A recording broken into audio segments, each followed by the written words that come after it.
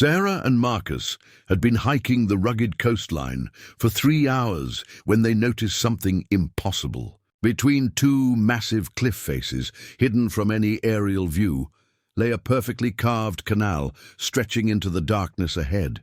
The stone walls were smooth as glass, the engineering flawless, yet no map showed its existence.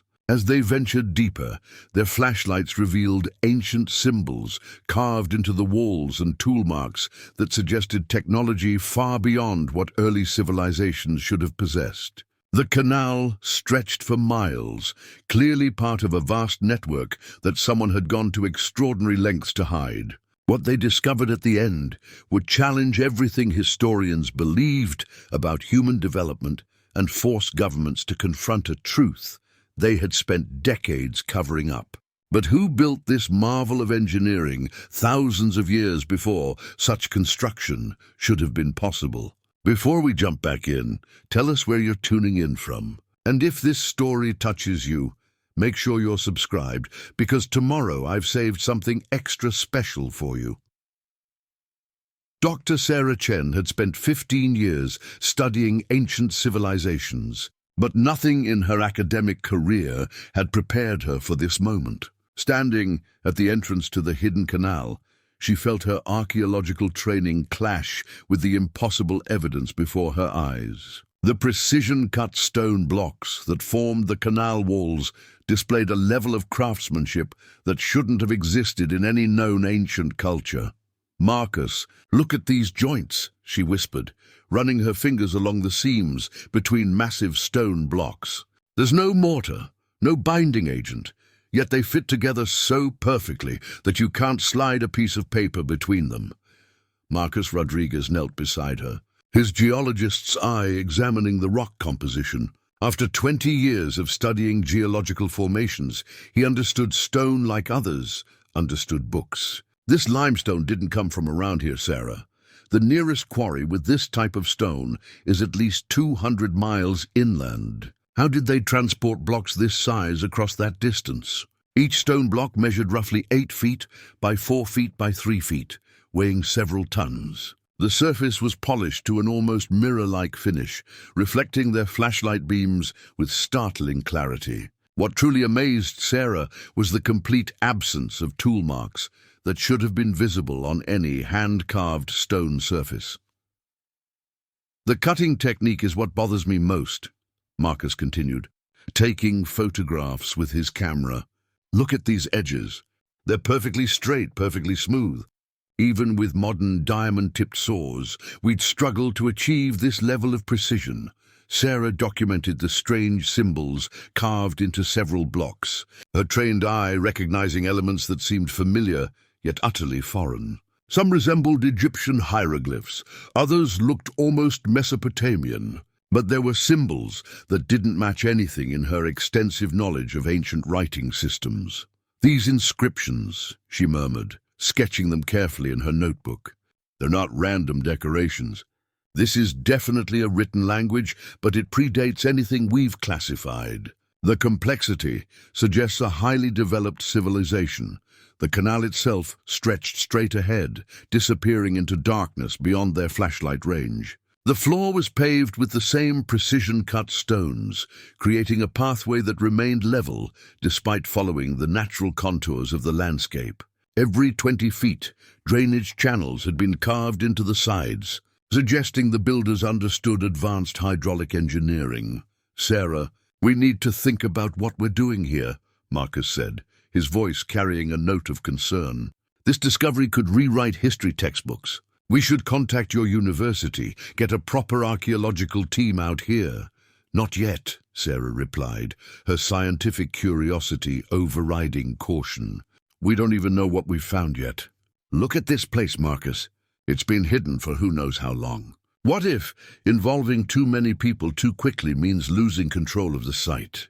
Marcus understood her concern. Archaeological discoveries often became political footballs, with various institutions and governments claiming rights and access. Some of the most significant finds in recent decades had been buried in bureaucratic red tape for years before proper study could begin. At least, let's document everything thoroughly, he suggested. GPS coordinates, detailed photographs, measurements. If something happens to us, or if someone tries to restrict access later, we'll have a complete record. They spent the next hour measuring and photographing the entrance area. Sarah's archaeological training emphasized the importance of context, of understanding not just what you found, but exactly where and how you found it. Every detail could prove crucial later. The stonework continued to amaze them both. The blocks weren't just precisely cut, they were precisely placed. The entire structure showed evidence of careful planning and mathematical precision. Corner blocks were cut at exact 90-degree angles. The drainage system incorporated subtle slopes that would efficiently channel water away from the main passage. Whoever built this understood engineering principles that we associate with much later civilizations, Sarah observed. The Romans were famous for their engineering, but this level of precision and planning suggests knowledge that predates Rome by centuries, maybe millennia. As they prepared to venture deeper into the Canal, both scientists felt the weight of their discovery. They were potentially looking at evidence of a lost civilization more advanced than anything previously known to exist in the ancient world. The precision-cut stone blocks seemed to watch them as they moved deeper into the passage, their perfect surfaces reflecting light in ways that created an almost hypnotic effect. Whatever answers lay ahead in the darkness, Sarah and Marcus knew they were walking into history. The deeper they ventured into the canal system, the more extraordinary their discovery became. After walking for nearly half an hour through the main passage, Sarah and Marcus encountered something that made them both stop dead in their tracks. The canal branched into multiple passages, creating a complex network that extended far beyond what they had initially imagined. "This isn't just a canal," Marcus breathed, his voice echoing in the stone corridors. "This is an entire underground transportation system." Sarah counted at least 7 different passages branching off from the main route, each carved with the same impossible precision they had observed at the entrance. But what truly captured their attention were the metallic inlay patterns embedded directly into the stone walls. The metal formed intricate geometric designs that ran along the walls like electrical circuitry. Unlike any ancient metal Sarah had encountered, these inlays showed no signs of corrosion, tarnishing, or age-related deterioration. They gleamed as if they had been installed yesterday, their surface reflecting their flashlight beams with an almost mirror-like quality. "Marcus, what kind of metal maintains this condition after being buried for centuries?" Sarah asked, kneeling to examine one of the larger inlay patterns more closely. Marcus scraped gently at one of the metallic lines with his geology pick, collecting a tiny sample for later analysis. "I've never seen anything like this. It's not bronze, not copper, definitely not iron. The surface hardness feels almost like titanium, but the color is completely wrong." The patterns themselves defied easy categorization. Some resembled electronic circuit boards, with parallel lines connecting at precise right angles. Others formed spiral designs that seemed to pulse with depth and movement as their flashlights played across the surface. The most intriguing patterns incorporated symbols that matched the hieroglyphs they had documented earlier. "Look at this section." Sarah pointed to a wall where the metallic inlays formed what appeared to be a map or diagram. These lines connect different passages, almost like a subway system map. "And see these symbols at each junction. They're repeated at the actual passage entrances.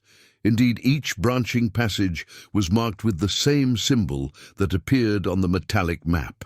The level of organization and planning this represented suggested a civilization with sophisticated understanding of urban planning and navigation systems. Marcus directed his flashlight down one of the side passages, revealing that it extended far beyond the range of their light. These passages could run for miles underground. "We're looking at a network that might connect multiple surface locations." The implications were staggering. If this network was as extensive as it appeared, it could represent the most significant archaeological discovery of the century. An ancient civilization with the knowledge and resources to create underground transportation systems that rivaled modern subway networks. "Sarah, we need to mark our route carefully," Marcus warned. "If we get lost in here, it could take search teams days to find us." They began marking their path with small stones, creating a trail they could follow back to the entrance. But as they explored deeper, the metallic inlays became more complex and more frequent. Some walls were completely covered with the intricate patterns, creating surfaces that seemed to shimmer and flow in their flashlight beams. The metal isn't just decorative, Sarah realized as she studied a particularly complex section. Look how it connects between different stone blocks, almost like it's holding the structure together. This could be some kind of advanced mortar or binding system. Marcus tested the idea by examining the joints between stones more carefully. "You might be right. The metal seems to flow into microscopic gaps between the blocks. If this is a binding agent, it's more advanced than anything we use in modern construction." The discovery raised uncomfortable questions about the technological capabilities of whoever built this system. The precision stone cutting, the advanced hydraulic engineering, and now evidence of metallurgy that exceeded anything known from ancient civilizations. Each new detail painted a picture of a lost culture that seemed impossibly advanced for its time period. As they prepared to explore one of the side passages, Sarah made careful notes about the metallic inlay patterns, sketching the most significant designs. Whatever this metal was, and whoever had created these patterns, they represented knowledge that had been lost to human civilization for thousands of years. The passage ahead beckoned with the promise of more revelations, more impossible evidence of human achievement that didn't fit into any established historical timeline. But with each step deeper into the network, both scientists felt they were crossing a line from discovery into something far more mysterious and potentially dangerous. Marcus had examined countless stone surfaces throughout his career, from ancient quarries to modern construction sites. But the tool marks he discovered in this passage challenged everything he thought he knew about stone-cutting technology. Using his magnifying glass and portable microscope, he studied the surfaces where the original builders had shaped the massive blocks. "Sarah, you need to see this," he called, his voice tight with disbelief. "These aren't chisel marks or saw cuts. I don't know what made these marks." Sarah joined him at a section where a stone block had been cut to accommodate a complex corner joint. Under Marcus's microscope, the surface revealed cutting patterns unlike anything in the archaeological record. Instead of the rough, irregular marks left by hand tools, or even the parallel striations left by modern mechanical saws, these surfaces showed perfectly uniform, microscopic ridges. "The pattern is too regular for any known cutting method," Marcus explained, adjusting the microscope focus. "Look at this. Each ridge is exactly the same width, exactly the same depth, running in perfectly parallel lines. The spacing between ridges is consistent down to fractions of millimeters." Sarah studied the patterns through the microscope, her archaeological training helping her recognize the significance of what they were seeing. "In 15 years of studying ancient stonework, I've never seen anything like this. Even our best modern equipment would struggle to achieve this level of precision." Marcus collected samples of the crystalline cutting residue embedded in the microscopic grooves left by whatever tool had shaped these stones. The residue was unlike anything he had encountered in his geological studies. Under magnification, it appeared to be composed of perfectly formed crystal structures, each one identical to the next. This residue suggests the cutting process involved temperatures high enough to literally melt and recrystallize the stone at the molecular level, Marcus explained. But there's no evidence of burn marks or heat damage to the surrounding material. Whatever cut these stones did it with surgical precision. The implications were staggering. The technology required to achieve such precision would involve focused energy beams operating at temperatures exceeding anything available to ancient civilizations. Even modern laser cutting technology rarely achieved this level of uniformity across such large surfaces. "Look at this section." Sarah pointed to where two different stone types had been joined together. They cut through limestone and granite with exactly the same technique, achieving identical surface finishes on completely different materials. That requires technology that can adapt automatically to different stone compositions. Marcus expanded his analysis to include chemical testing of the cutting residue. His portable field kit revealed mineral compositions that didn't match the surrounding stone. The residue contained elements that shouldn't have been present in either limestone or granite, suggesting the cutting process had introduced foreign materials at the molecular level. The cutting process appears to have been some kind of controlled molecular dissolution, Marcus theorized, instead of physically removing material through grinding or chipping. It looks like they somehow convinced the stone molecules to separate along predetermined lines. The more they studied the cutting evidence, the more impossible the technology became. Not only had the builders achieved precision that exceeded modern capabilities, they had done so using methods that current science couldn't fully explain. Sarah documented each unique cutting pattern they discovered, noting subtle variations that suggested different tools or techniques for different applications. Corner cuts showed one type of residue pattern, while straight cuts showed another. The builders had possessed not just one advanced cutting technology, but an entire toolkit of precision methods. Marcus, if this technology existed thousands of years ago, where did it go? Why don't we have any other examples of similar cutting techniques in the archaeological record? Marcus considered the question as he sealed his samples for later laboratory analysis. Either this technology was limited to a very small geographic area, or someone made sure it disappeared from the historical record. Neither explanation makes me comfortable. The crystalline cutting residue sparkled in their flashlight beams like microscopic diamonds. Beautiful evidence of technology that shouldn't have existed when this canal system was built. Each sample Marcus collected represented a piece of a puzzle that challenged fundamental assumptions about human technological development. As they prepared to venture deeper into the passage system, both scientists carried the uncomfortable knowledge that they were walking through evidence of human achievement that exceeded anything in the official historical record.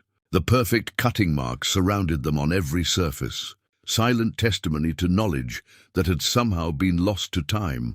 Sarah was photographing a particularly complex set of hieroglyphs when Marcus noticed something that made his blood run cold. Partially concealed behind a natural stone outcropping, a small metallic object gleamed in his flashlight beam. As he moved closer, the object resolved into something that had no business being in an ancient canal system.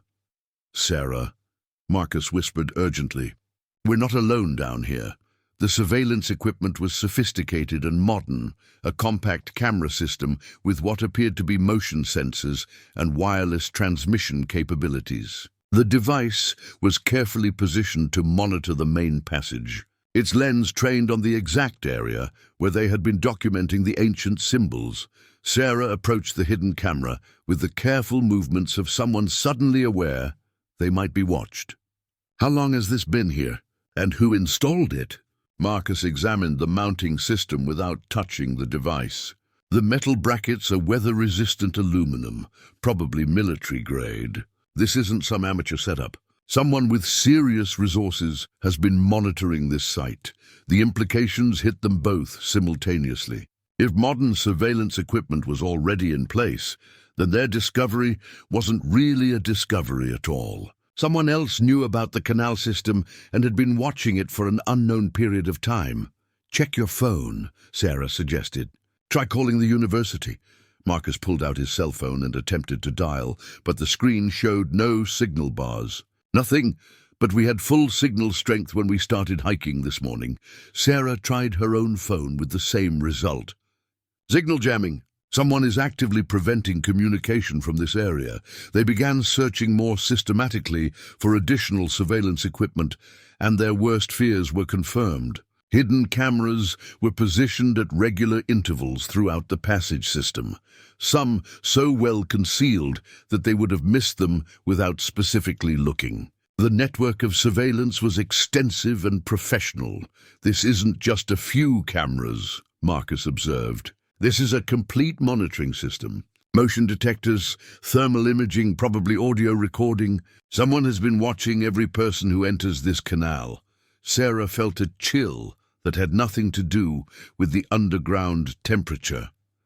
"Marcus, if they're watching us now, they know we've found the cameras. They know we know." As if summoned by her words, footsteps echoed from the passage behind them.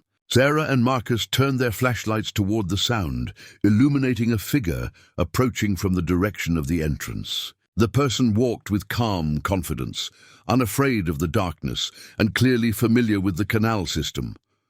Dr. Elizabeth Hayes emerged from the shadows, a woman in her 50s wearing practical outdoor gear and carrying what appeared to be a military-grade flashlight. Her presence radiated authority and competence, suggesting someone accustomed to being in control of difficult situations. "Dr. Chen, Mr. Rodriguez," she said, her voice echoing in the stone passage. "I apologize for the dramatic introduction, but your discovery has accelerated our timeline considerably." "Who are you?" Sarah demanded, her hand instinctively moving to her phone, despite knowing it wouldn't work. "Dr. Elizabeth Hayes, Department of Antiquities Research, though my actual employer is somewhat more classified than that," title suggests. "We've been monitoring this site for quite some time, and your arrival has created some complications." Marcus stepped protectively closer to Sarah. "Complications? We're archaeologists documenting a historical site. What kind of complications could that create?" Dr. Hayes gestured to the surveillance equipment they had discovered. "The kind that require careful management of information flow. This site contains discoveries that could destabilize several academic fields and challenge established historical narratives. Not everyone is prepared for that level of disruption." "You're talking about suppressing archaeological evidence," Sarah accused. "That's exactly the kind of thinking that has held back human knowledge for centuries." "I'm talking about managing the pace of revelation," Dr. Hayes corrected. "Some discoveries require preparation before public disclosure." "This canal system falls into that category." The conversation was interrupted by the soft chirping of electronic equipment. Dr. Hayes glanced at a device on her belt, then looked back at Sarah and Marcus with an expression that mixed regret with determination.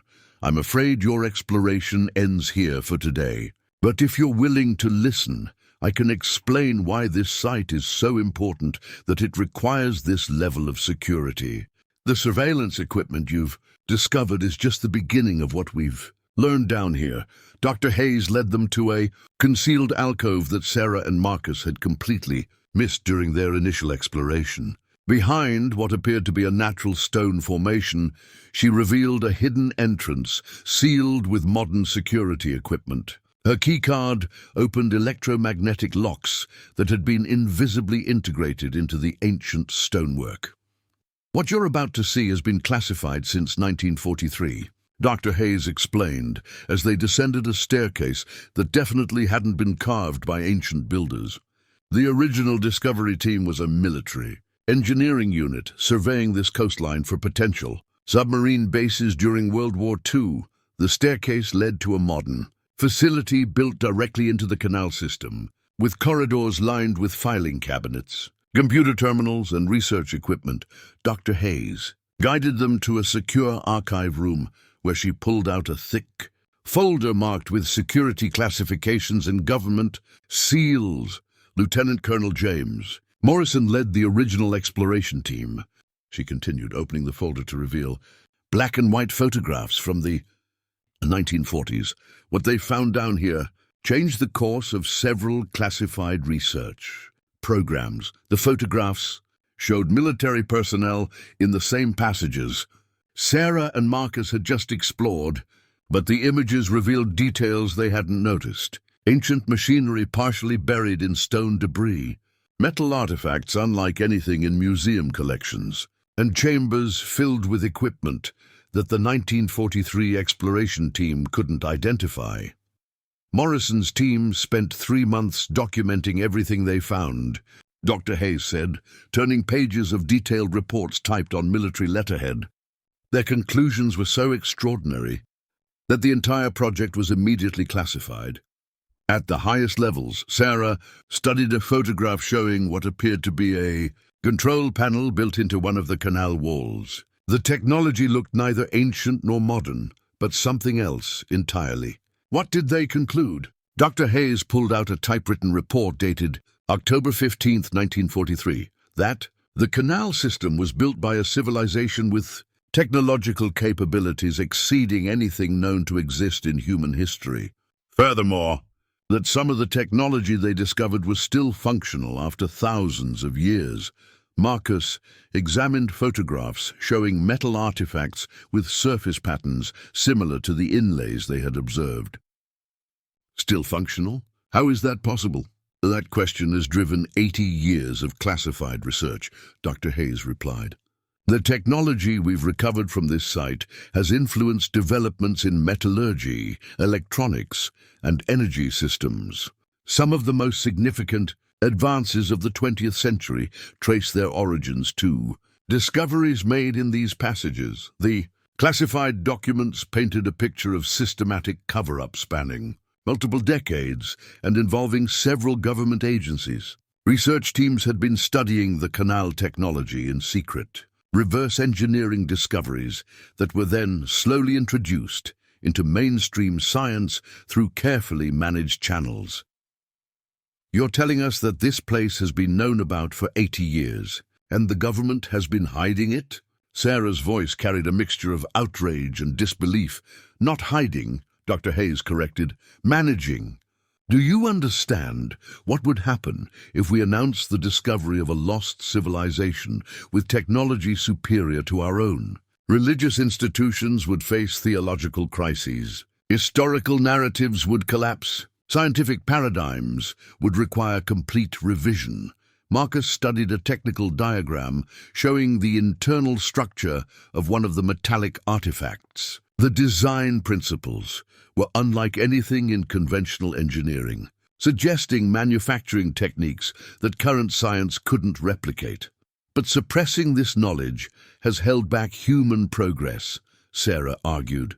How many advances have we missed because this information was classified? Dr. Hayes closed the folder and fixed both scientists with a serious stare. Actually, it's done the opposite. Controlled revelation has allowed us to integrate these discoveries gradually, without causing the social chaos that would result from sudden disclosure. The semiconductor revolution, advances in materials science, even some aspects of computer technology trace their development to insights gained from studying artifacts recovered from this site.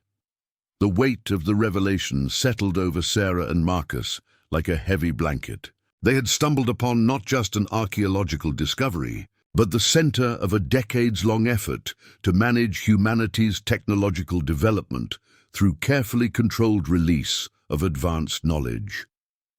The question now, Dr. Hayes continued, is what we do about your discovery.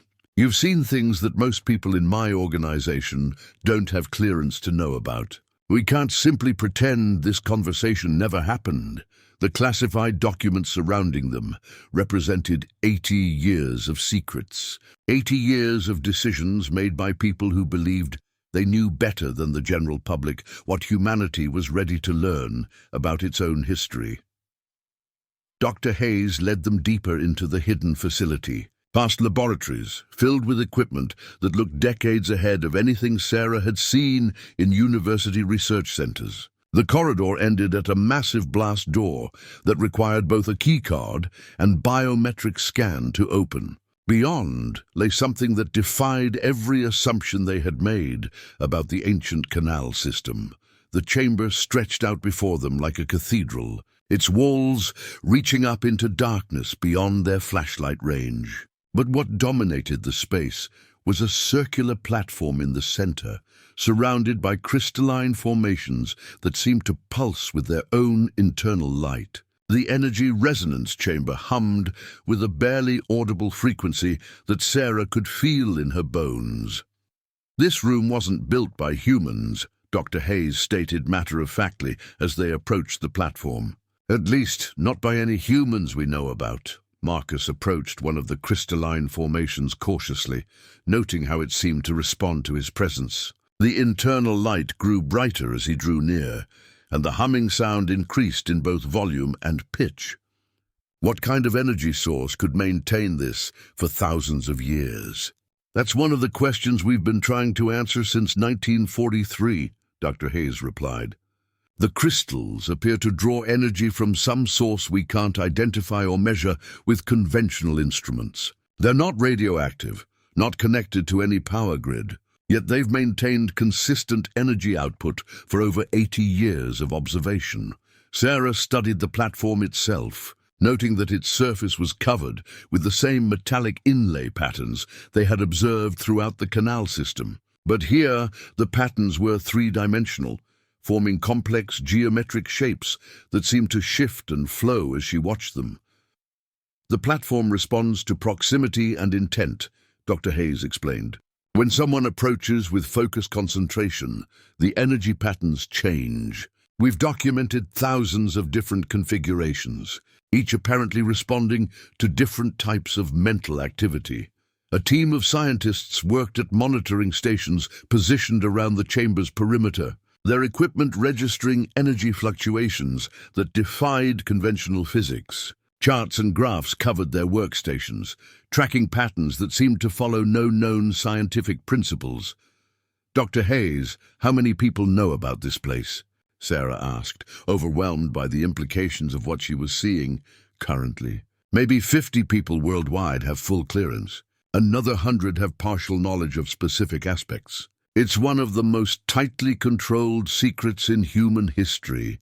Marcus watched as one of the researchers approached the platform wearing what appeared to be monitoring equipment. As the researcher focused his attention on one of the crystal formations, the entire chamber's energy signature shifted, creating visible patterns of light that danced across the crystalline surfaces. We've learned that the chamber amplifies and focuses certain types of mental energy, Dr. Hayes continued. Specifically, it seems to respond to visualization, problem-solving, and creative thinking. Some of our researchers have reported breakthrough insights while working in this environment. The implications were staggering. If the chamber could actually enhance human cognitive abilities, it represented technology that could revolutionize education, research, and human development. Yet it had been hidden away for 8 decades, studied in secret by a small group of government scientists. This is why the site requires such security, Dr. Hayes explained as they watched the light patterns flow across the chamber walls. Imagine what would happen if this technology became public knowledge. Every government would want to control it. Every corporation would try to exploit it. Wars could be fought over access to this kind of capability enhancement. Sarah approached the platform herself, feeling the energy field intensify as she drew near. The sensation was unlike anything she had experienced. A tingling awareness that seemed to clarify her thoughts and sharpen her perception. Ideas and connections that had been vague suddenly became crystal clear. The Canal system isn't just a transportation network, she realized suddenly. It's designed to channel people to chambers like this. The entire complex is a kind of enhancement facility, Dr. Hayes nodded approvingly. That insight took our team 3 years to reach. The chamber accelerated your understanding considerably. Marcus joined Sarah on the platform, and the energy field responded by creating new patterns that seemed to incorporate both their mental signatures. How many chambers like this exist in the Canal system? We've identified 17 so far, Dr. Hayes replied. Each one seems specialized for different types of enhancement. This one amplifies general cognitive function. Others appear designed for specific skills like pattern recognition, mathematical reasoning, or creative visualization. The energy resonance chamber represented technology that challenged fundamental assumptions about human potential and the nature of consciousness. Itself, Dr. Hayes led them to a small, museum-like chamber where artifacts recovered from the deeper tunnels were displayed behind protective glass. Among the collection, a worn leather journal caught Sarah's attention immediately. The binding was cracked with age, and several pages were stained with what appeared to be water damage. Lieutenant Robert Chen. No relation, I assume, Dr. Hayes said, noting Sarah's interest in the journal. He was part of Morrison's original exploration team in 1943. This journal was found 3 weeks after he disappeared during an unauthorized expedition into the unexplored sections. Sarah studied the journal through the protective glass, recognizing the careful handwriting of someone accustomed to detailed documentation. The visible pages contained hand-drawn maps of tunnel systems and sketches of artifacts that matched some of the technology they had seen in the energy chamber. "What happened to him?" Marcus asked, though he suspected the answer wouldn't be reassuring. Dr. Hayes opened the display case with another key card, carefully removing the journal with gloved hands. Chen was an engineer by training, fascinated by the construction techniques used throughout the Canal system. Against direct orders, he ventured into passages that hadn't been cleared by the security team. The journal's pages revealed a man becoming increasingly obsessed with understanding the technology he was documenting. Early entries were precise and clinical, but as the dates progressed, Chen's writing became more erratic and filled with references to phenomena that seemed to defy rational explanation. May 15th, 1943. Dr. Hayes read aloud from one of the entries. "The deeper chambers contain machinery that appears to be self-maintaining, mechanical systems that have operated continuously for unknown periods without any visible power source or human intervention." Sarah leaned closer as Dr. Hayes turned to another page. Chen's handwriting here was barely legible, as if written in great haste or under stress. May 18th, 1943. "The tunnels change. I know that sounds impossible, but passages I mapped yesterday lead to different locations today. Either my instruments are malfunctioning or the tunnel system is somehow dynamic. I've marked my route carefully, but the markers keep appearing in unexpected places." Marcus felt a chill as he read the implications of Chen's observations. Dynamic tunnels? Is he suggesting the Canal system reconfigures itself? Dr. Hayes turned to one of the final entries, dated May 22, 1943. "Found a chamber that defies description. Technology that responds to thought. Walls that display images from my own memories. I understand now why this place was hidden. We're not ready for what exists down here. The builders knew something about human consciousness that we're only beginning to discover."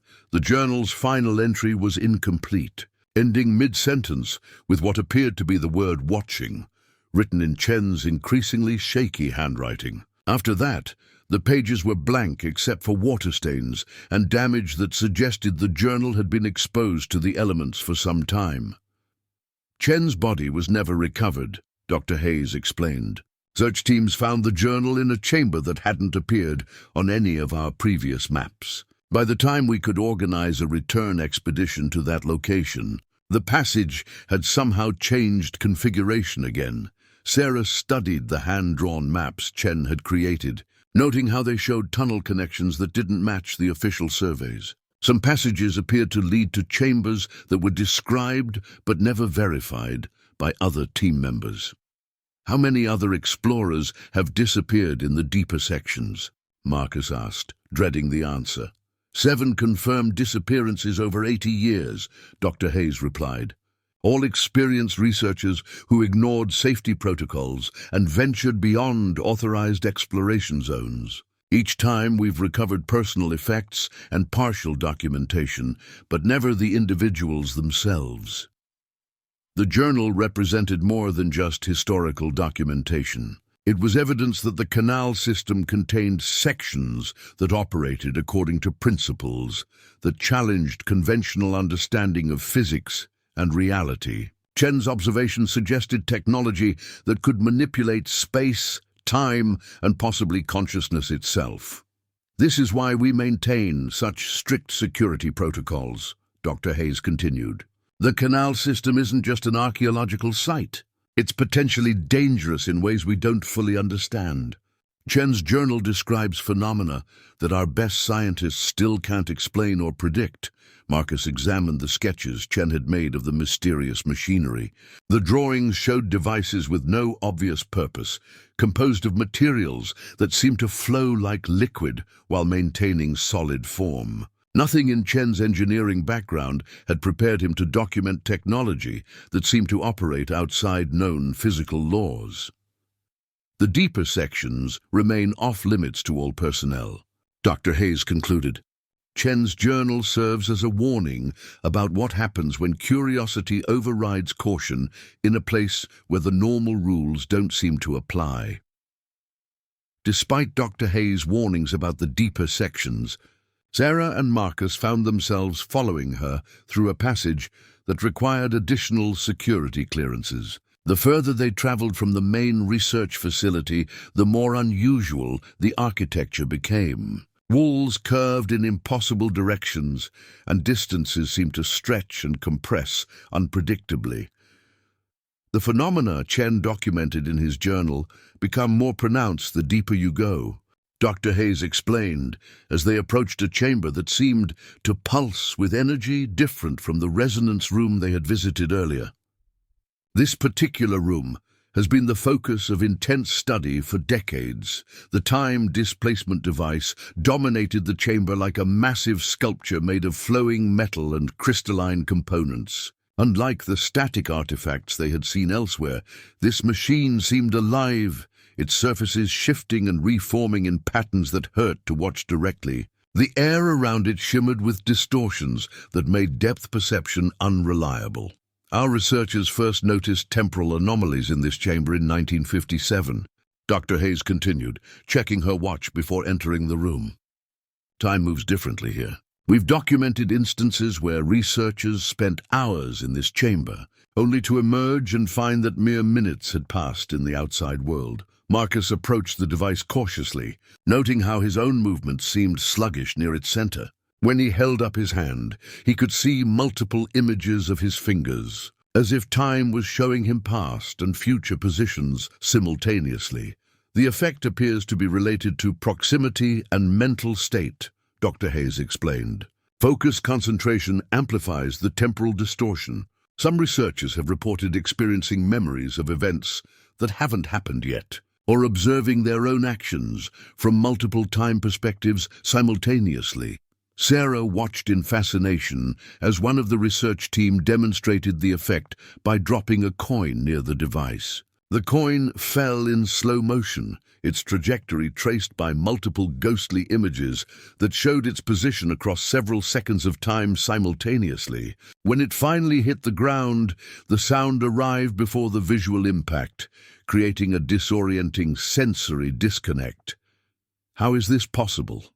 Sarah asked, her scientific training struggling to process what she was observing. "We believe the device manipulates local space-time by creating controlled gravitational anomalies," Dr. Hayes replied. "The technology appears to treat time as a dimensional axis that can be navigated like physical space. The builders could apparently move through temporal coordinates as easily as we move through," Sarah noted. "These items are arranged to face the deeper passages, almost like they're intended to protect against something or warn others not to proceed." Dr. Hayes examined her classification files, clearly troubled by this gap in their historical research. If local tribes were aware of the Canal system, they might possess oral traditions that could provide context for what we've discovered. Indigenous knowledge could fill in gaps that our technological analysis can't address. The discovery raised uncomfortable questions about the government's approach to studying the site. For 80 years, researchers had focused on the technological aspects of the Canal system while apparently ignoring the possibility that local populations might possess relevant historical knowledge. Marcus found evidence of multiple visits to this location spanning different time periods. Stone tools showed various stages of mineral incrustation, suggesting placement across several generations. The site had clearly served as an important location for indigenous peoples long before any European contact with the region. Dr. Hayes, this changes everything, Sarah said, her archaeological training emphasizing the importance of cultural context in understanding historical sites. If local tribes have maintained knowledge about this place through oral tradition, they might understand aspects of the canal system that decades of technological analysis haven't revealed. The sacred artifacts included items that appeared to be offerings or prayers for protection. Sage bundles, crystals, and carved representations of animals suggested ceremonial activities designed to honor or appease whatever spiritual significance the site held for indigenous peoples. Some of these symbols match the hieroglyphs we've documented throughout the canal system, Marcus realized as he studied the carved staff more closely. The indigenous artisans incorporated design elements that suggest they understood the significance of the original builders' symbols. Dr. Hayes made notes about the discovery, clearly recognizing that her research team had made a significant oversight in their historical methodology. We need to reach out to local tribal councils immediately. If they possess traditional knowledge about this site, it could provide crucial context for our technical findings. The arrangement of ceremonial objects told a story of reverence mixed with caution. The placement suggested that indigenous peoples recognized the power contained within the canal system, but also understood the dangers of venturing too deeply into its mysteries. These aren't just random artifacts, Sarah concluded as she documented each item's position. This is a carefully maintained spiritual barrier designed by people who understood something about this place that our modern research has missed. The discovery forced them to confront the possibility that the most important insights about the canal system might come not from advanced technology and classified research, but from traditional knowledge maintained by indigenous communities who had been protecting and honoring this site for generations before the government even knew it existed. The sacred tribal artifacts served as a bridge between the ancient builders and the modern world, representing continuous human awareness of the site's significance across centuries of cultural change and technological development. The warning inherent in the indigenous artifacts proved prophetic as they ventured deeper into the restricted sections of the canal system. Without warning, the passage filled with mechanical sounds that hadn't been heard since Lieutenant Chen's final expedition. The automated defense system activated with precision that demonstrated thousands of years of perfect maintenance. Metallic panels slid open in the walls, revealing crystalline sensors that began scanning their presence with beams of coherent light. The ancient security technology was far more sophisticated than anything in the government facility, operating with the smooth efficiency of machinery that had never known failure or decay. "Everyone stop moving," Dr. Hayes commanded. Recognizing the activation sequence from classified reports she had hoped never to witness firsthand. The defense systems respond to motion and perceived threat levels. Sudden movements could trigger active countermeasures. Sarah watched in fascination and growing alarm as additional mechanisms emerged from concealed positions throughout the passage. Crystalline formations that had appeared decorative now revealed themselves as sensor arrays, tracking their movements with mechanical precision. The technology was beautiful and terrifying, demonstrating capabilities that exceeded modern security systems. "How long have these been active?" Marcus whispered, afraid that even speaking might trigger some defensive response. "Based on power consumption analyses, we believe the security systems have operated continuously for over 3,000 years, Dr. Hayes replied quietly. "They've never required maintenance, never shown signs of degradation, and never failed to respond to unauthorized intrusion. The sensors completed their scanning sequence and apparently found their presence acceptable because the immediate threat indicator shifted from red to amber. However, additional defensive measures remained active, creating a corridor of monitoring technology that made every step feel like walking through a gauntlet. The builders designed these systems to evaluate intent as well as identity, Dr. Hayes explained as they carefully proceeded through the monitored zone. Researchers who approach with aggressive intentions or technological acquisition goals trigger more severe defensive responses. Marcus noticed that the defensive technology incorporated the same metallic inlay patterns they had observed throughout the canal system. But here, the patterns were dynamic, shifting and changing in response to their presence. The technology seemed almost alive, adapting its responses based on complex evaluations they couldn't understand. The system is learning from our behavior, Sarah realized as she watched the patterns change in real time. It's analyzing our movements, our biometric indicators, probably even our electromagnetic signatures to determine our threat level. Additional defensive mechanisms became visible as they progressed. Energy field generators that could apparently create barriers, blocking access to specific passages. Atmospheric modification systems that could alter the air composition in sealed sections, and what appeared to be more active countermeasures that remained dormant but ready for activation. 3 researchers have been permanently trapped by these systems over the decades, Dr. Hayes revealed as they navigated through the sensor network. The defenses don't just monitor, they can isolate, incapacitate, or eliminate threats that exceed acceptable parameters. The sophistication of the security technology raised disturbing questions about the builder's intentions. The system wasn't designed just to protect the canal from casual intrusion, but to actively evaluate and respond to different types of threats with graduated countermeasures. This level of security suggests the deeper sections contain something that the builders considered extremely dangerous or valuable. Marcus observed as he studied the sensor arrays, tracking their every movement. They weren't just protecting technology, they were guarding against something specific. The defensive systems incorporated monitoring technology that seemed capable of reading biological indicators, heart rate, brain activity, stress hormones, and possibly even thoughts or intentions. The level of biometric analysis exceeded anything in modern security technology. The most unsettling aspect, Dr. Hayes continued, is that the system appears to be connected to the entire canal network. Security breaches in one location trigger monitoring enhancements throughout the entire complex. The builders created an integrated defensive network that shares information instantaneously across vast distances. As they approached what appeared to be a final checkpoint in the security corridor, additional mechanisms activated.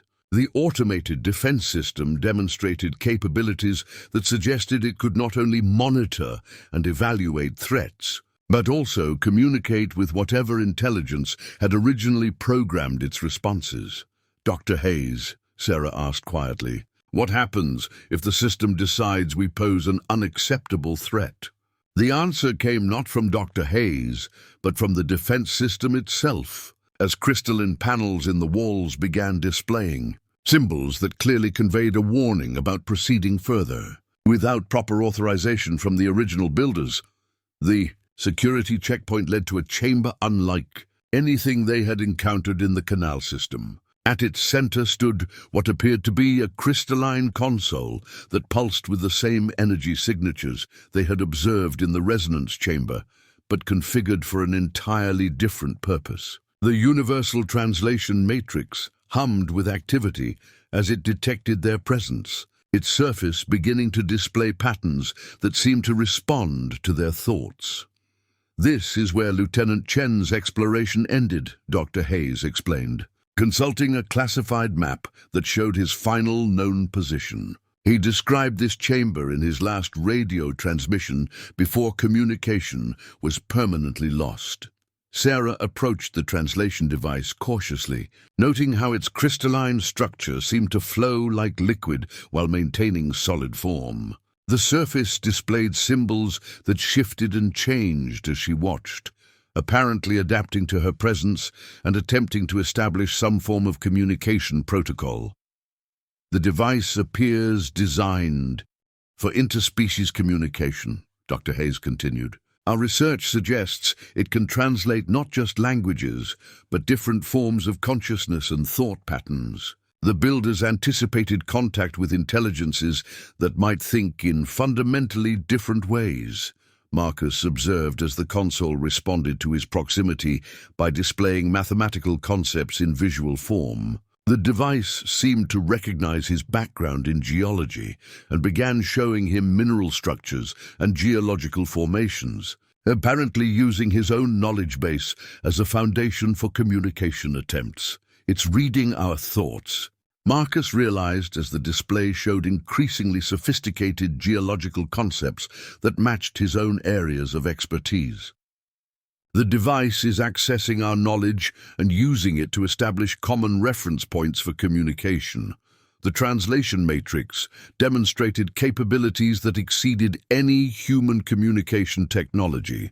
It didn't just translate words between languages, but seemed capable of translating concepts between entirely different forms of consciousness. The device could apparently bridge gaps between species that might perceive reality in completely different ways.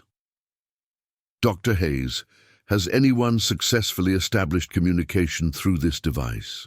Sarah asked as she watched the console display increasingly complex patterns that seemed to incorporate elements from all three of their knowledge bases. Several researchers have reported receiving messages, Dr. Hayes replied carefully. But the communications have been disturbing. The intelligence responding through this device doesn't seem to be human, and its messages suggest humanity isn't ready for the knowledge contained in the deeper sections. The device suddenly activated with increased intensity, its crystalline structure resonating with harmonics that they could feel in their bones. The surface displayed a sequence of images that clearly represented a communication attempt from whatever intelligence monitored the Canal system. The first images showed Earth from space, but with details that indicated observation across geological time periods. The planet was shown through various evolutionary stages, from formation through the development of life and the emergence of human civilization. The perspective suggested observation by an intelligence that operated on cosmic timescales. The builders aren't human, Sarah whispered as she watched the display show the development of multiple civilizations across the galaxy. They're monitoring the evolution of intelligent species throughout this region of space. The communication continued with images that showed the Canal system as part of a vast network spanning multiple star systems. Each node in the network appeared to be monitoring a different developing civilization, tracking their technological and social progress according to criteria that weren't immediately apparent. The messages we've received suggest this is some kind of evaluation facility, Dr. Hayes explained as the device displayed increasingly complex concepts about galactic civilization and species development. Earth is under observation by an advanced intelligence that's determining whether humanity is ready for contact with a larger galactic community. Marcus watched as the display showed technological development curves for multiple species, with humanity appearing as one data point among many. The evaluation criteria seemed to focus on factors beyond simple technological advancement: social cooperation, environmental stewardship, and the ability to handle advanced knowledge responsibly. The Canal system is a test, Marcus realized as the translation matrix showed scenarios of species that had passed or failed similar evaluations. The builders are determining whether humanity can be trusted with advanced technology and knowledge of galactic civilization. The device presented them with a choice, displaying two potential futures for humanity. One showed continued development within current limitations, gradually advancing through natural technological progression. The other showed acceleration through contact with advanced galactic civilization, but with risks that included potential societal collapse if the transition was handled poorly. The intelligence monitoring Earth believes that premature disclosure could be catastrophic for human civilization. Dr. Hayes concluded as the translation matrix completed its communication sequence and returned to passive monitoring mode. Beyond the communication chamber lay the heart of the entire Canal system, a vast control room that housed technology beyond anything they had previously encountered. The planetary assessment console dominated the space like a command center for monitoring an entire world. Its crystalline displays showed real-time data streams from thousands of monitoring points across Earth, tracking everything from atmospheric composition to human social development patterns. This is what the builders have been doing for thousands of years, Dr. Hayes said quietly as they approached the massive console. They've been conducting a comprehensive evaluation of human civilization, monitoring our progress according to criteria we're only beginning to understand. Sarah studied the displays in amazement, recognizing data that included global population statistics, technological advancement indicators, environmental changes, and even social cooperation metrics. The scope of monitoring was breathtaking, suggesting observation systems embedded throughout human civilization. They're tracking everything, Marcus observed as he watched displays showing real-time information about climate change, nuclear weapons proliferation, space exploration progress, and dozens of other indicators of human development. Every major decision humanity makes is being recorded and analyzed. The console responded to their presence by focusing its displays on information most relevant to their backgrounds. Sarah's screens showed archaeological discoveries and cultural development patterns. Marcus's displays revealed geological and environmental data. Dr. Hayes found herself looking at political and social stability metrics. The evaluation criteria are comprehensive, Dr. Hayes explained as she studied the data streams. Technological advancement is only one factor. They're also measuring environmental stewardship, social cooperation, conflict resolution capabilities, and what appears to be wisdom in handling dangerous knowledge. The planetary assessment system revealed that humanity was currently in a critical evaluation phase. Multiple indicators suggested Earth was approaching decision points that would determine its readiness for inclusion in galactic civilization. The monitoring had intensified significantly over the past century as human capabilities had begun approaching thresholds that triggered enhanced scrutiny. Look at this timeline. Sarah pointed to a display showing human development over the past 1,000 years. The evaluation criteria have become more stringent as our technological capabilities have increased. They're not just measuring what we can do, but whether we can be trusted with greater power. Marcus examined environmental monitoring data that showed the builders were particularly concerned with humanity's relationship with Earth's biosphere.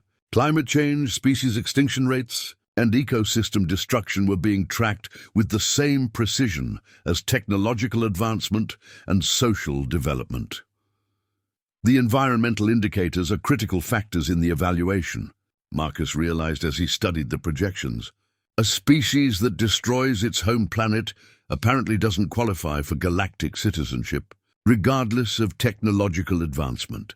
The console displayed comparative data from other civilizations that had undergone similar evaluations. Some had passed and presumably joined the galactic community. Others had failed and were either quarantined until they could demonstrate improved wisdom, or had been allowed to destroy themselves through their own poor choices. The builders don't intervene directly, Dr. Hayes observed as she studied the policy frameworks displayed by the system. They monitor and evaluate, but the choices and their consequences remain entirely up to each civilization. They're looking for species that can demonstrate wisdom and responsibility without external guidance. The assessment system showed that humanity was currently in a probationary status. Recent developments in nuclear technology, space exploration, and artificial intelligence had triggered enhanced monitoring protocols. The builders were paying particularly close attention to how humanity handled these dangerous capabilities. "We're at a crossroads," Sarah realized as she studied the decision trees displayed by the console. "The next few decades will determine whether humanity passes the evaluation or gets classified as too dangerous for galactic contact." The planetary assessment console revealed the true purpose of the Canal system and similar facilities on other worlds. They were evaluation stations operated by a galactic civilization that had taken responsibility for managing the development of younger species. The process was apparently standard procedure for any world developing technologies that could affect other star systems.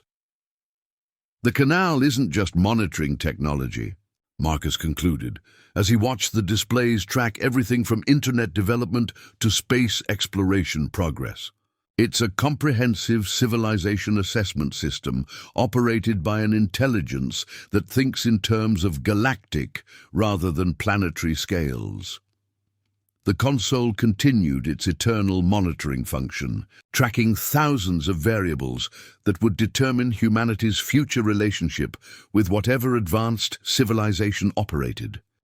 This vast evaluation network, every human decision, from individual choices to global policies, was being measured against criteria that would determine Earth's destiny among the stars.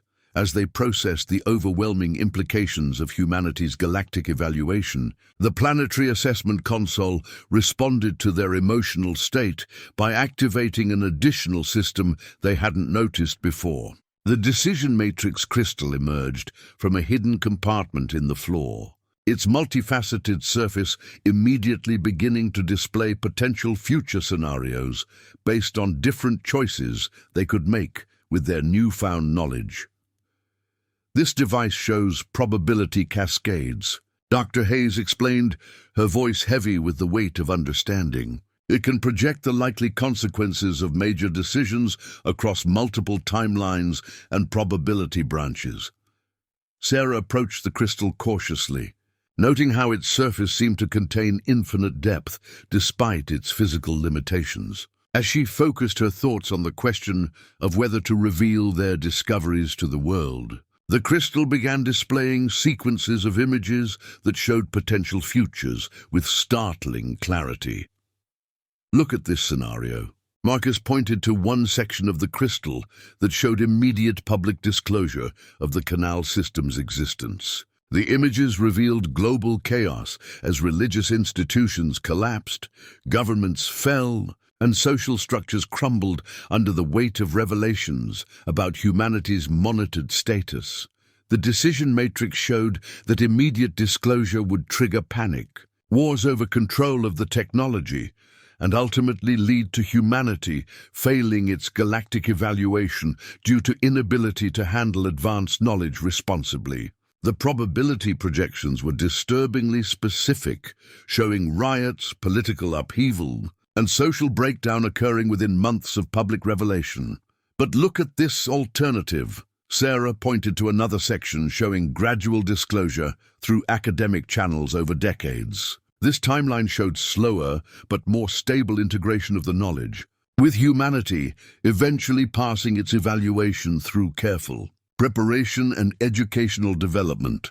Dr. Hayes studied a third scenario that showed continued secrecy combined with covert integration of the builder's technology into human development. This path showed steady technological advancement without social disruption, but also revealed that such manipulation might be detected by the monitoring systems and result in automatic evaluation failure. The crystal is showing us that every choice has profound consequences. Marcus realized as he watched the probability cascades branch and recombine across multiple potential futures. There's no simple answer to how humanity should handle this knowledge. The device demonstrated capabilities that exceeded human understanding of probability and causality. It appeared to calculate not just immediate consequences, but cascading effects across generations, showing how current decisions would influence human development centuries into the future. The builders faced similar choices when they were younger civilizations. Dr. Hayes observed as the crystal displayed historical examples from other worlds.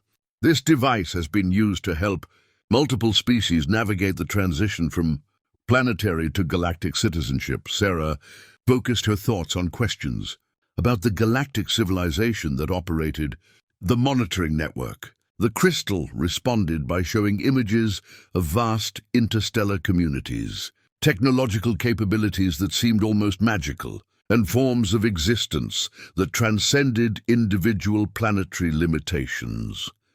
The builders achieved something beyond our current imagination, Sarah whispered, as she watched the crystal show civilizations that had successfully passed their evaluations.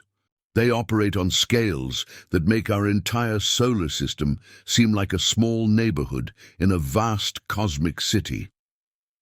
The decision matrix revealed that the choice facing Sarah, Marcus, and Dr. Hayes was fundamentally about humanity's readiness for truth. The crystal showed that civilizations which successfully navigated this transition were those that could balance knowledge with wisdom, a power with responsibility. We're not just deciding what to do with information, Marcus realized as he studied the probability projections. We're participating in humanity's evaluation process. How we handle this knowledge will influence the builder's assessment of our entire species. The crystal showed that the builders were particularly interested in how individuals responded when given access to transformative knowledge. The choices made by Sarah, Marcus, and Dr. Hayes would become data points in humanity's overall evaluation profile. The responsibility is overwhelming, Sarah admitted as she watched potential futures branch based on their immediate decisions. With 3 people making choices that could determine the destiny of human civilization.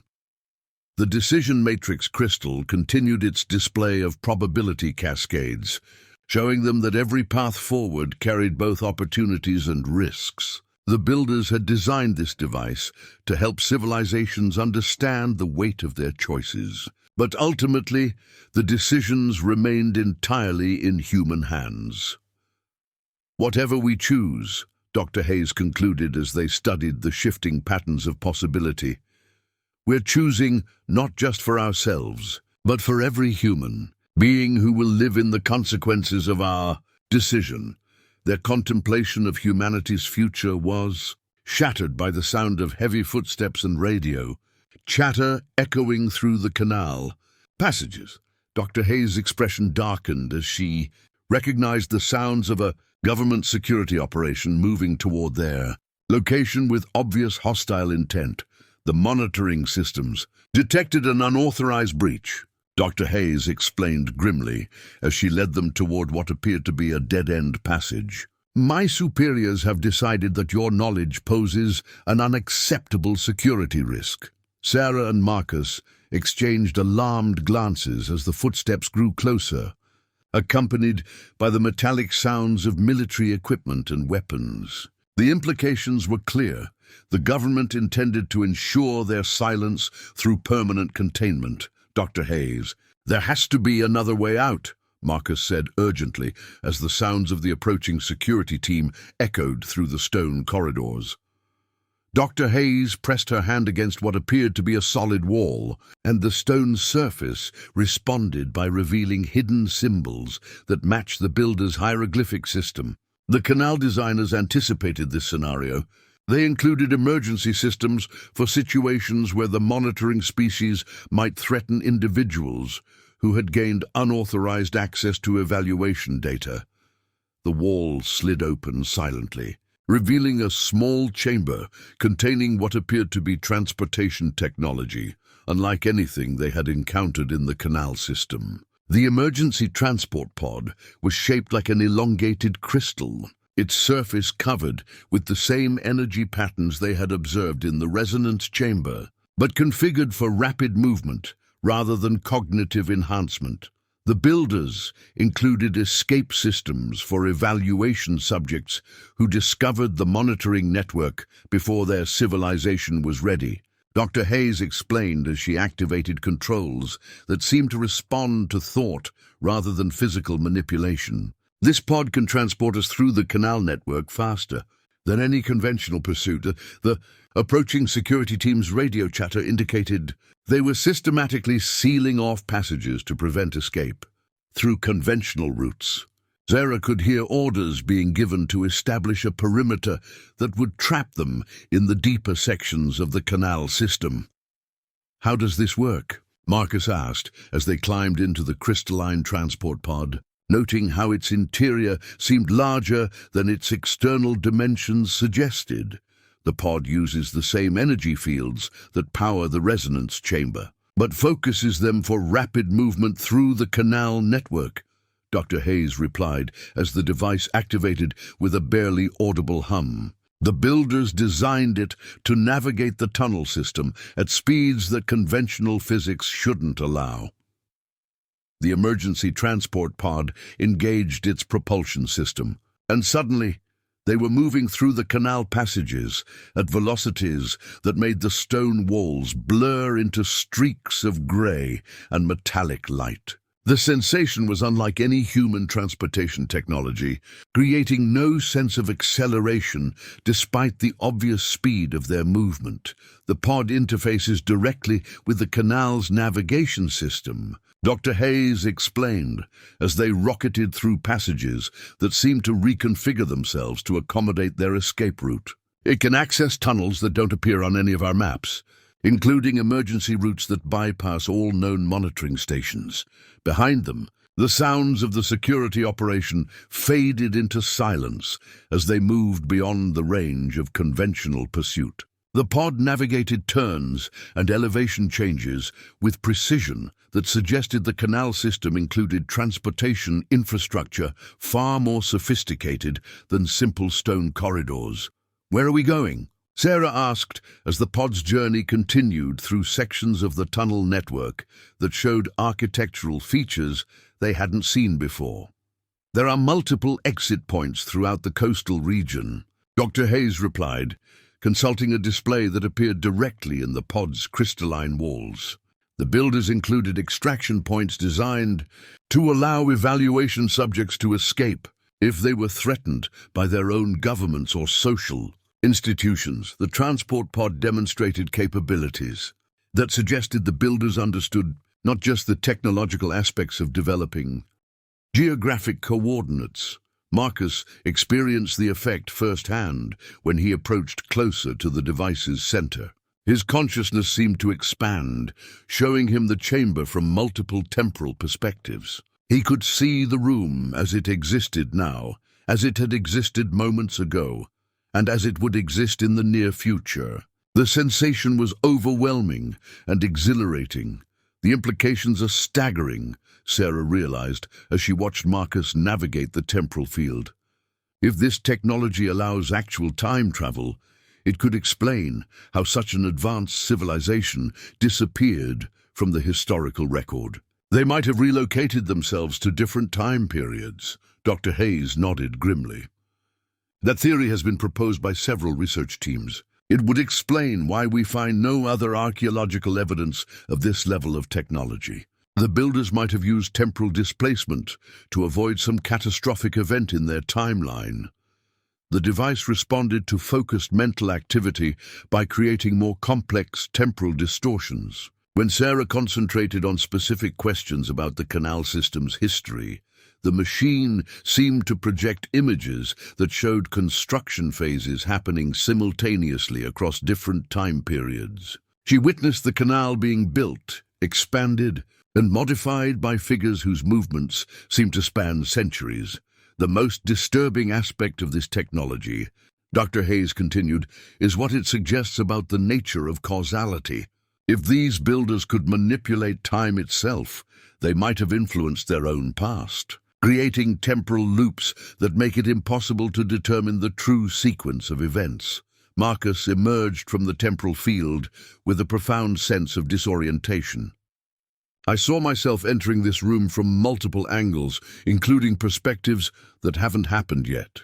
The experience suggests that past, present, and future exist simultaneously here.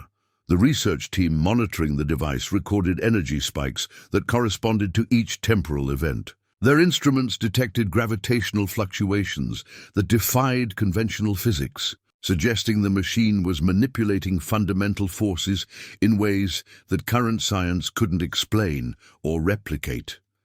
This is why Chen's journal described passages that seemed to change configuration, Sarah realized. If the builders had temporal manipulation technology, they could modify the canal system across multiple time periods simultaneously. The tunnels don't physically move. They're accessed from different temporal coordinates. The time displacement device continued its mesmerizing operation, creating a localized region where the normal rules of causality and temporal sequence simply didn't apply. The deepest chamber, Dr. Hayes showed them defied comprehension in ways that made the temporal displacement device seem almost mundane by comparison. The celestial navigation chamber stretched upward into a dome that appeared far larger than the physical space should have allowed. The curved ceiling displayed a living star map that moved with the precision of a sophisticated planetarium, but with detail and accuracy that exceeded any astronomical instrument Sarah had ever seen. This room has been active continuously since we discovered it, Dr. Hayes explained as they entered the chamber. The star display automatically adjusts to show real-time stellar positions, but it also shows historical configurations dating back thousands of years. Marcus stared in wonder at the ceiling, where countless points of light formed familiar constellations alongside others he didn't recognize. The display was three-dimensional, creating the illusion that they were floating in space, surrounded by stars at their actual distances. But what truly amazed him was the level of detail. Individual stars showed color variations, brightness fluctuations, and even the subtle movements of binary star systems. The accuracy is impossible, Marcus breathed. Some of these stellar positions couldn't be observed from Earth without space-based telescopes. This display shows parallax measurements and spectral data that we only discovered in the last century. Sarah approached what appeared to be a control interface carved directly into the chamber wall. The surface was covered with symbols that resembled star charts, but arranged in patterns that suggested navigation rather than mere observation. When she touched one of the symbols, the entire star map shifted, showing the night sky from a completely different perspective. The interface allows you to view stellar positions from any point in space and time, Dr. Hayes explained. We've used it to verify historical astronomical events and to predict future celestial configurations with accuracy that exceeds our most sophisticated computer models. The implications were staggering. The builders of this chamber possessed astronomical knowledge that required observation from multiple locations throughout the galaxy. They understood stellar mechanics, galactic rotation, and cosmic evolution in ways that suggested direct observation over vast periods of time. Dr. Hayes, this suggests the builders weren't confined to Earth, Sarah realized as she manipulated the interface to show stellar positions from various cosmic perspectives. They had the ability to observe the universe from multiple star systems.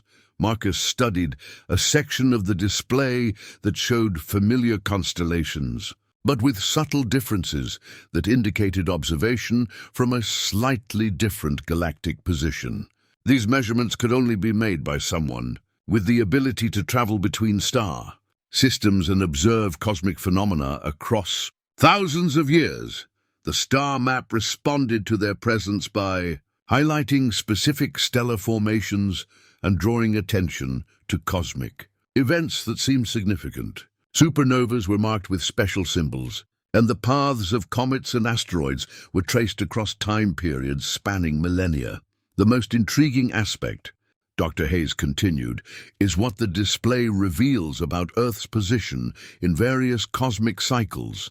The builders understood galactic rotation, solar system orbital mechanics, and even the precession of Earth's axis with precision that suggests they were tracking these cycles for purposes we can't determine. Sarah discovered that the interface could display not just current stellar positions, but also project future configurations. The system showed asteroid trajectories, comet orbits, and stellar evolution patterns extending thousands of years into the future. The level of computational sophistication required for such predictions exceeded anything in modern astronomy. They were tracking cosmic events across geological timescales, Marcus observed as he watched the display show the evolution of stellar clusters over millions of years. This isn't just navigation technology. It's a comprehensive monitoring system for cosmic phenomena. The chamber contained additional features that became apparent as they explored further. Crystalline formations similar to those in the energy resonance chamber were positioned at specific points around the room, apparently designed to enhance the astronomical observations. When activated, these crystals created fields that seemed to provide direct sensory experience of the cosmic phenomena being displayed. Researchers who spent extended time in this chamber report enhanced spatial reasoning and an intuitive understanding of cosmic mechanics, Dr. Hayes explained. Some have described experiencing a sense of connection to stellar phenomena, as if they could feel the gravitational influences of distant star systems. The celestial navigation chamber represented technology that suggested the builders possessed capabilities that exceeded current human understanding of space travel, time manipulation, and cosmic observation. The star map continued its eternal display, tracking the movements of countless celestial bodies with the patient precision of an intelligence that operated on cosmic timescales rather than human ones, as they explored a previously uncharted section of the Canal system. Sarah discovered something that Dr. Hayes hadn't mentioned in any of their discussions. Hidden in a small alcove, partially concealed by fallen stones, lay objects that clearly didn't belong to the ancient builders. The sacred tribal artifact was an intricately carved wooden staff adorned with feathers, beads and symbols that Sarah recognized as Native American in origin. Dr. Hayes, were you aware that indigenous peoples knew about this place? Sarah asked, carefully examining the staff without disturbing its position. Dr. Hayes approached with obvious surprise, her confident demeanor faltering for the first time since they had met. This is the first Native American artifact we've documented in the Canal system. Our historical research focused on European contact and government discovery. We may have overlooked earlier indigenous knowledge. Marcus found additional items nearby, stone tools, pottery fragments, and what appeared to be ceremonial objects that had been deliberately placed rather than accidentally lost. The arrangement suggested this location had served as some kind of shrine or warning site for generations before the government discovery in 1943.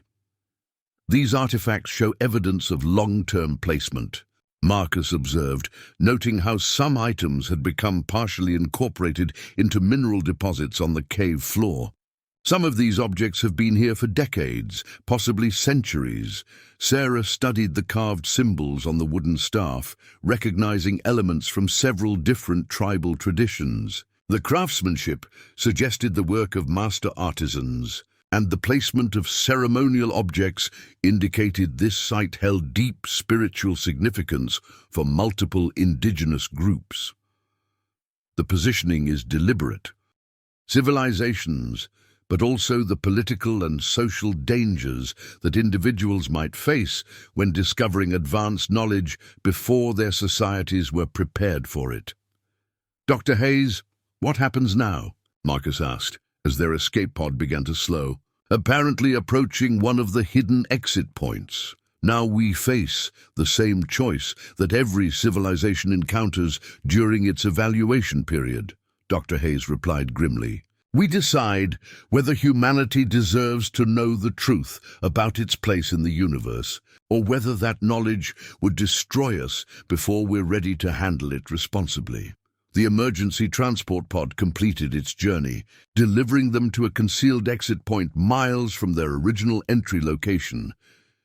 The emergency exit brought them to the surface through a concealed opening disguised as a natural cave formation, emerging miles from their original hiking location. As they caught their breath in the morning sunlight, Dr. Hayes revealed the final piece of technology the builders had left for situations exactly like theirs. The memory adjustment device was compact and elegant, resembling a crystalline headband that pulsed with the same energy. Signatures they had encountered throughout the Canal system, Dr. Hayes handled it with the careful reverence of someone who understood both its power and its implications. This technology can selectively modify memories, Dr. Hayes explained as they hidden in a grove of trees, watching for signs of government pursuit. The builders included it as a safeguard for individuals who discovered evaluation systems before their civilization was ready for that knowledge. Sarah stared at the device with a mixture of fascination and horror. You're suggesting we erase our own memories of what we discovered down there? It's more sophisticated than simple erasure, Dr. Hayes clarified, adjusting the device's settings through mental interface that responded to her thoughts. The technology can edit specific memories while leaving general knowledge intact. You could remember exploring an interesting archaeological site without retaining any knowledge of the Galactic Monitoring Network. Marcus considered the implications as he watched government helicopters searching in the distance. And if we refuse? If we choose to keep our memories and try to reveal what we learned? Dr. Hayes's expression was grim. Then you spend the rest of your lives as targets of government agencies who will ensure your silence through any means necessary. The knowledge you gained makes you threats to national security and global stability. The memory adjustment device offered a seductive solution to their impossible situation. They could return to their normal lives, freed from the burden of knowledge that could destroy their peace of mind and put them in permanent danger. But is ignorance really better than truth? Sarah asked as she studied the crystalline device. Even if the knowledge is dangerous, even if it makes our lives more difficult, Dr. Hayes activated the device's demonstration mode, showing them exactly what memories could be preserved and what would be modified. The technology was precise enough to edit individual conversations while leaving, emotional responses and general impressions. Intact, the builders faced this same choice when they were developing civilizations, Dr. Hayes explained. Some chose temporary memory modification until their societies were ready for advanced knowledge. Others chose to bear the burden of early awareness, becoming guides for their civilization's eventual readiness. Marcus watched the helicopters circling closer to their location. What did you choose, Dr. Hayes? How long have you carried this knowledge? 23 years, Dr. Hayes replied quietly. I've spent over 2 decades knowing that humanity is being evaluated by advanced alien intelligence, watching our species struggle with problems that could be solved if we had access to the builder's technology. The weight of that knowledge showed in Dr. Hayes's eyes, the burden of understanding humanity's place in a vast, galactic community while being unable to share that knowledge with anyone outside a small circle of government. Researchers, the memory adjustment is reversible, Dr. Hayes continued, offering them what appeared to be a temporary solution. If humanity passes its evaluation and graduates to galactic citizenship, the modified memories can be restored. You wouldn't lose the knowledge permanently, just defer it until the time is right. Sarah and Marcus exchanged glances, both understanding the magnitude of the decision they faced. Accept memory modification and return to ignorance, or retain their knowledge and spend their lives as fugitives carrying truth that could reshape human civilization. There's a third option, Marcus realized as he studied the memory adjustment device more carefully. What if we modify our memories to hide the most sensitive details, while retaining enough knowledge to guide humanity's development subtly. The device's capabilities included sophisticated editing that could create false memories to explain their archaeological interests while burying the galactic evaluation. Knowledge so deeply it would only surface when humanity was ready for it. That's the path I chose, Dr. Hayes admitted. My conscious memories of the Canal system are limited to conventional archaeological explanations. But the deeper knowledge influences my research decisions and policy recommendations in ways that guide humanity toward better evaluation outcomes. The memory adjustment device offered them a chance to become unconscious guardians of humanity's future, carrying buried knowledge that would surface only when the time was right for revelation. 6 months later, Sarah and Marcus found themselves back at the university, their memories of the Canal exploration carefully edited to remember only a fascinating but conventional archaeological discovery. However, Dr. Hayes had ensured they retained one crucial element, a hidden data cache disguised as research, notes about ancient coastal settlements.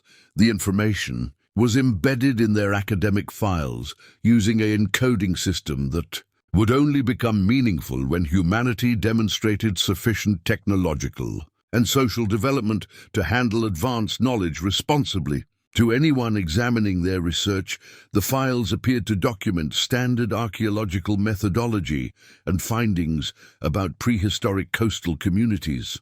Sarah, have you noticed anything unusual about our coastal survey data? Marcus asked one afternoon as they reviewed their filed reports from the hiking expedition that had changed everything they couldn't quite remember. Sarah studied the files, feeling an inexplicable sense that something important lay hidden within the seemingly mundane documentation. There's something about the geological formations we documented. The precision of the stone-cutting techniques suggests technological capabilities that don't match the established timeline for that region. Their unconscious minds had been programmed to gradually rediscover elements of their hidden knowledge as humanity's readiness indicators improved. The memory adjustment device had created a sophisticated time-release system that would restore their awareness in phases correlated with global development milestones. I've been having dreams about underground chambers filled with advanced technology, Marcus admitted, not realizing that these weren't dreams, but carefully buried memories beginning to surface. Always the same location along the coast where we conducted our survey. The hidden data cache included detailed protocols for gradual disclosure that would guide them through the process of reintroducing the Canal system's significance when humanity reached appropriate readiness thresholds. The information was structured to unfold naturally through their academic research over decades. Look at this notation in our geological survey. Sarah pointed to a seemingly routine measurement that actually contained coordinates for the Canal system's main entrance. These mineral composition readings don't match anything in the regional geological database. Dr. Hayes monitored their progress through academic publications and conference presentations, watching for signs that their buried knowledge was beginning to surface appropriately. She had designed their memory modification to activate restoration protocols when global indicators suggested humanity was approaching evaluation milestones. Marcus, what if we organized a follow-up expedition to that coastal site?